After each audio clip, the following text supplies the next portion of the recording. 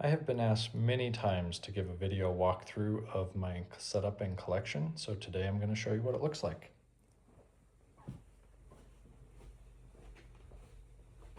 As you come down the stairs here, the first area is for the theater.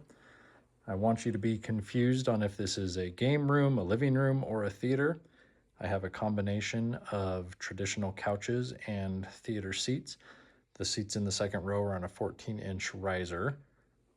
I've got a variety of movie posters in this area, and as I circle around, I can show you that we have a 3 TV setup.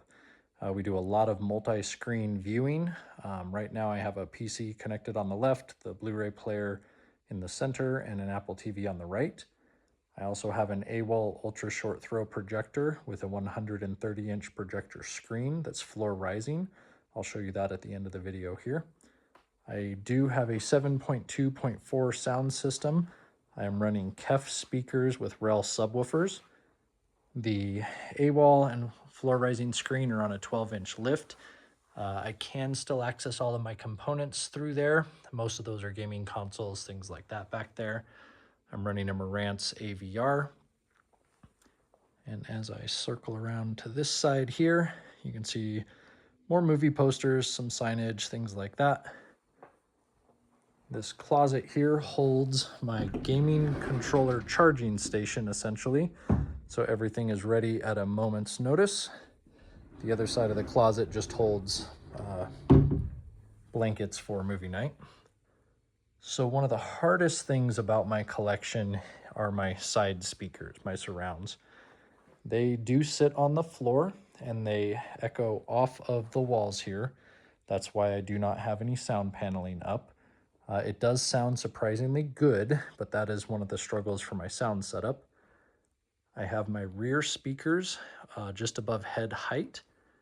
I'll give you a better view of the 4 Atmos speakers that I have in the ceiling. And then let's move into the collection area. So everything is alphabetized. If you follow the walls to the left, you'll be able to wind around and find the movies that you're looking for with ease. Come into this space here, picks up in the B's and goes all the way around.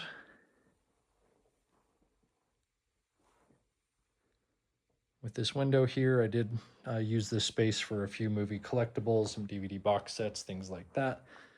And then one of the cool things is this shadow box. This holds every movie stub for every movie that I've ever been to since I was a little kid. As I come back out into the main collection space here, have a lot more movies out on display. And over here, I have an iPad, which is kind of cool. So I have it set up to link to my website or to my collection for visitors.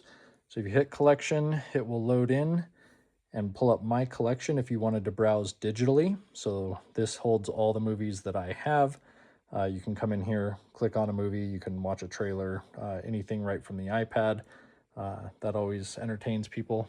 And then on this side here, I have my gaming collectibles.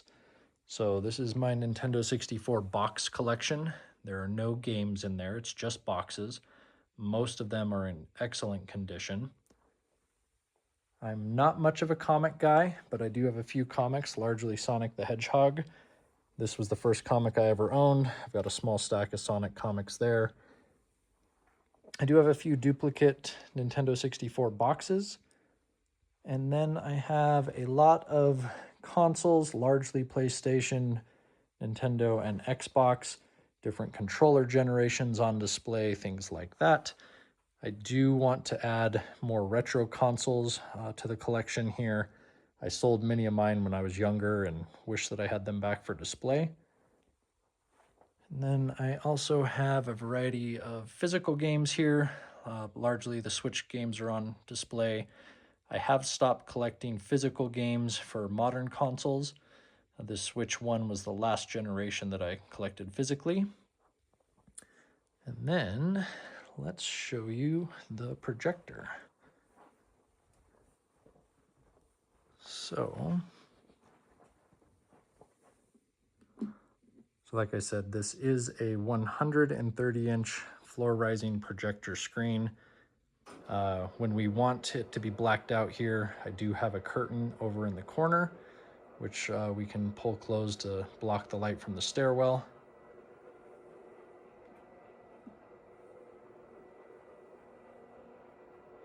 So one of the reasons that the projector and the screen are on a 12-inch lift is, one, for better viewing angles for the second row, as well as the acoustically transparent section of the screen at the bottom.